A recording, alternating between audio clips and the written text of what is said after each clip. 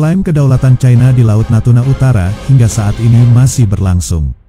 Beijing kukuh menyatakan bahwa Laut Natuna Utara, Laut China Selatan, merupakan teritorial negaranya.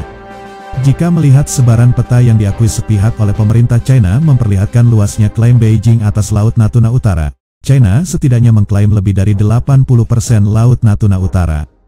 Oleh sebab itu China disebut telah melanggar konvensi PBB tentang hukum laut, UNCLOS. Dengan adanya klaim Laut Natuna Utara tersebut, pihak China yang melanggar konvensi PBB tentang hukum laut, UNCLOS, dilansir dari artikel terbitan The New Indian Express pada tanggal 7 Januari tahun 2022 lalu.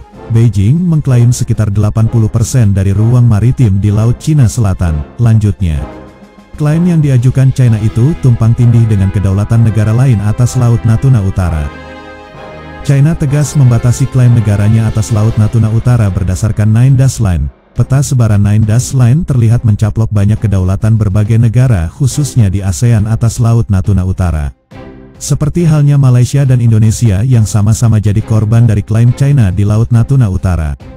Tahun lalu, China dilaporkan mengirim kapal survei bahkan hingga kapal penjaga pantai untuk terobos perairan Malaysia dan juga ZEE Indonesia di Laut Natuna Utara.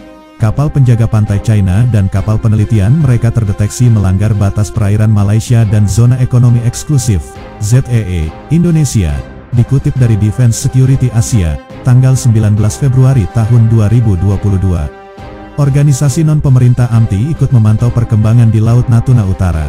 Menurut AMTI kapal survei dan penjaga pantai milik China yang mengganggu Laut Natuna Utara khususnya masuki perairan Malaysia dan ZEE Indonesia, sepanjang waktu.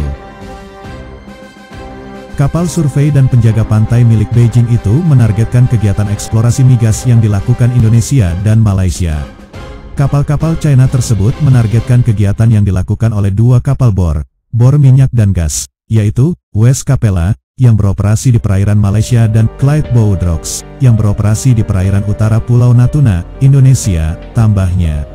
Menurut AMTI, kehadiran kapal penelitian Da Yang Hao di perairan landas kontinen Malaysia juga disertai dengan dua kapal penelitian multiguna China yang dikenal sebagai USIA UZ 20028 dan USIA Yuzin 20027 serta milisi maritim Sansa U-318, 4 kapal pemerintah China dikawal oleh kapal penjaga pantai nasional, CCG 6307, diduga untuk memberikan kontrol keamanan.